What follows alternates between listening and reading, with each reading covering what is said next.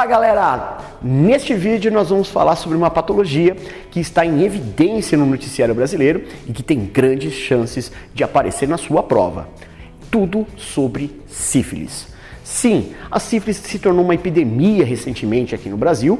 Com isso nós vamos ter que discutir aí as características da bactéria, os sintomas dessa doença, tratamento e prevenção. Até 2009, nós tínhamos 1000 casos de sífilis por ano. Só que, a partir de 2010, a coisa começou a aumentar. Em 2015, nós chegamos a um dado de 65 mil casos neste ano. De 2010 até 2016, foram registrados aí 220 mil casos de sífilis adquirida. Já quando falamos em bebês, estamos falando da sífilis congênita. Lembre-se que congênita é justamente aquela patologia que a mãe adquire durante o processo de gestação e passa para a criança.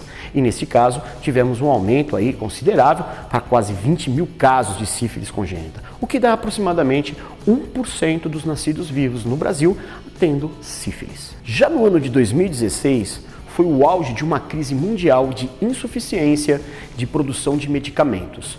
E com isso, a sífilis, tanto adquirida quanto a congênita, acabou aumentando muito no Brasil. Não somente no Brasil, no mundo afora, como aconteceu nos Estados Unidos e na própria Inglaterra. Felizmente, no Brasil, a situação já está sendo regularizada entre 2016 para esse ano de 2017 pelo Ministério da Saúde.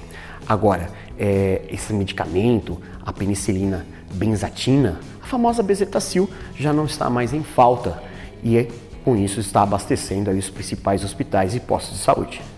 A sífilis é uma doença bastante antiga. Já no século XV, houve uma grande epidemia na Europa. E rolou até alguns boatos, por exemplo, que Dom Pedro I, teve uma morte relacionada à sífilis. Já é um boato, na verdade, desmentido. Há uma grande suspeita em relação à tuberculose. Podemos lembrar aí de outros, como Oscar Wilde, ou até mesmo o mafioso Al Capone, que também faleceu por sífilis. Até meados do século XX, a sífilis ainda era mais mortal. Bom, isso porque a penicilina só foi descoberta em 1928 por Dr. Alexander Fleming. E na verdade foi uma descoberta sem querer. Ele estava meio desorganizado lá no porão da casa dele, fazendo criações ali de meio de cultura de bactéria, e deixou umas plaquinhas de PET ali com esse meio de cultura descobertos. Foi quando ele voltou uns 4 ou 5 dias depois e percebeu que caiu um fungo. E este fungo produziu um líquido que matava as bactérias. Ao analisar o fungo, ele descobriu que se tratava de um fungo chamado Penicillium e ele deu o nome, portanto, ao líquido produzido de penicilina. Assim estava surgindo o primeiro grande antibiótico do mundo. Claro, levou-se muito tempo até a gente conseguir produzir em grande quantidade essa penicilina. Isso aconteceu lá por volta de 1941 e aí sim resolver esses problemas de sífilis e de outras patologias. A bactéria da sífilis recebe o nome científico de Treponema pallidum. Ela é uma bactéria espiralada, como você pode ver nessa representação e também nesta imagem real.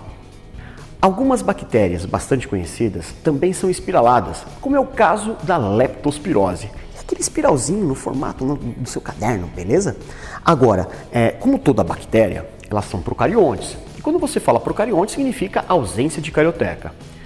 Lembre que a carioteca ela acaba sendo importante para a formação do envoltório nuclear, das organelas membranosas.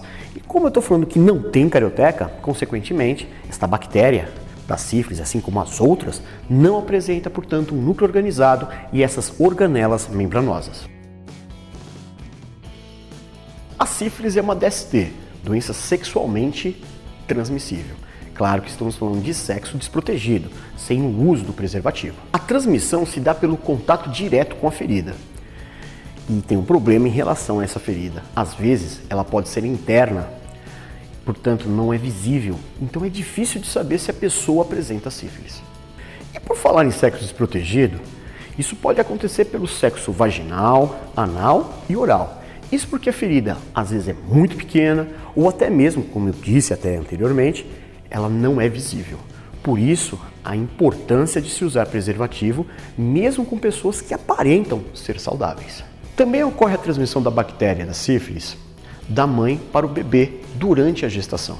Isso pode ocorrer com a mãe já apresentando a sífilis anteriormente à gestação ou durante a gestação. E também pode ocorrer em qualquer uma das 3 fases da sífilis, algo que nós vamos comentar em breve.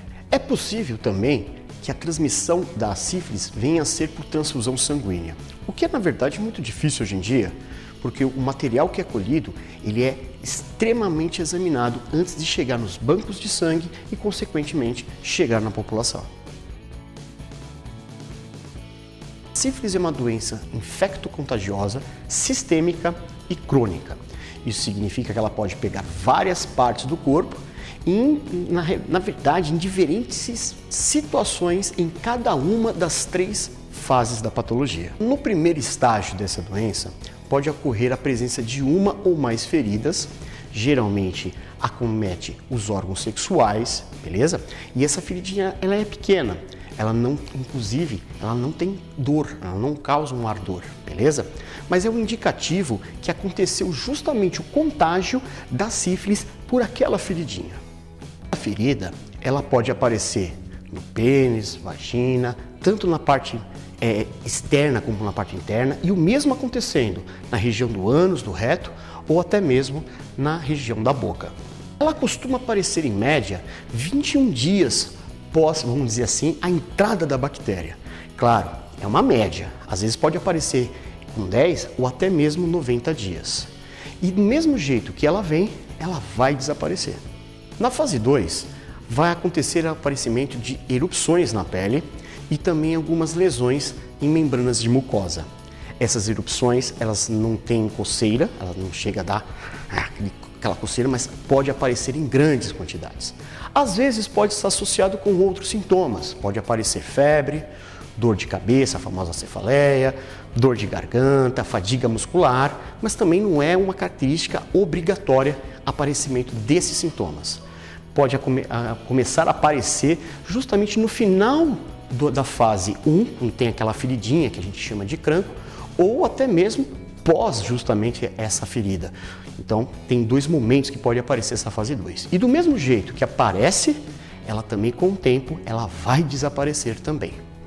No terceiro estágio, pode acometer o sistema cardiovascular, sistema nervoso. Então, vai acometer sistemas e órgãos. Com isso, as complicações são graves, como perda de visão, perda de sensibilidade, motricidade, convulsão e, claro, pode trazer a óbito. Já a sífilis congênita, se não tratada, pode acarretar uma grande carga bacteriana no organismo, fazendo com que venha a ocorrer aborto, natimorto ou até mesmo mortes neonatais. A doença também pode trazer o nascimento de bebês prematuros, pode também trazer crianças com baixo peso, corizas com sangue, pneumonia, inchaço de fígado e até mesmo demência, podendo levar a criança a óbito. O tratamento depende do estágio em que a pessoa se encontra. Se for no primeiro estágio, com menos de 1 ano, o tratamento se dá por uma única dose de penicilina. Agora, se já tiver mais de 1 ano e já estiver no segundo e terceiro estágios, aí é necessário 3 doses, que no caso vai ter um intervalo de 1 semana para cada dose. Mesmo tomando essas doses aí de bezetacil, é necessário um acompanhamento para ver se está tendo justamente uma boa reação e está conseguindo eliminar as bactérias do organismo. A boa notícia é que em 3, 4 dias de tratamento já se observa bons resultados, já começa a ocorrer a regressão das lesões e diminuindo a carga bacteriana. Lembrando que é sempre importante fazer o tratamento do casal, porque se trata um só, o outro vai acabar justamente reinfectando esse que estava já curado.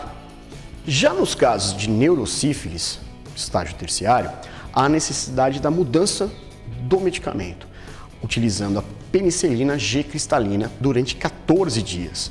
Só que nesse caso é necessária internação. Inclusive, os casos de internações de sífilis no Brasil vêm aumentando consideravelmente. Isso porque as pessoas não estão, na verdade, identificando precocemente a patologia e realizando o tratamento devido. É importante diagnosticar a patologia, porque nessa última fase, mais agressiva, ela pode levar a óbito ou deixar sequelas permanentes nos pacientes. Na gravidez, a mãe é tratada com outros medicamentos, amoxicilina, ampicilina e a eritromicina durante 15 a 30 dias. Por que a mudança dos medicamentos? Porque os outros medicamentos, a penicilina principalmente, pode causar malformações na criança. No caso da sífilis congênita, o tratamento se inicia logo após o nascimento, com a aplicação de penicilina na veia durante 7 dias, de 12 em 12 horas. A doxiciclina e a azitromicina são antibióticos que são utilizados para quem é alérgico à penicilina. Só que esses dois antibióticos não são tão eficientes quanto a penicilina.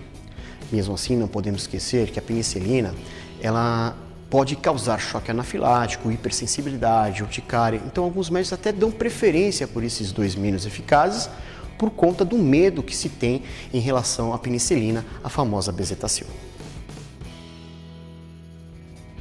Segundo o levantamento do IBGE em 2012, a cada 100 pessoas, 75 utilizaram o preservativo na última relação sexual.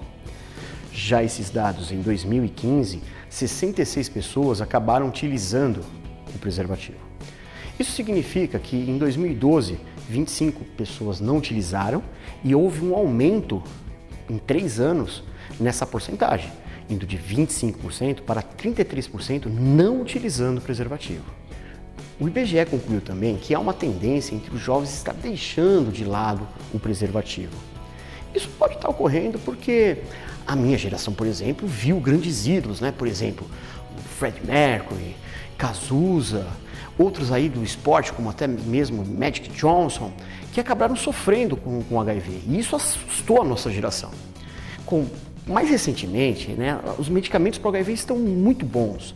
E com isso, a tendência é justamente essa, o pessoal não ter o medo em relação à transmissão de uma doença sexualmente transmissível. Então, por isso, o pessoal foi deixando de lado mesmo. Só que isso é preocupante, porque os dados estão mostrando. Está tendo um aumento de doenças sexualmente transmissíveis, HIV e a própria sífilis. Como uma forma de prevenção, está sendo oferecidos testes rápidos em postos de saúde e hospitais. É importante detectar a patologia precocemente, assim você se livra dela rapidamente.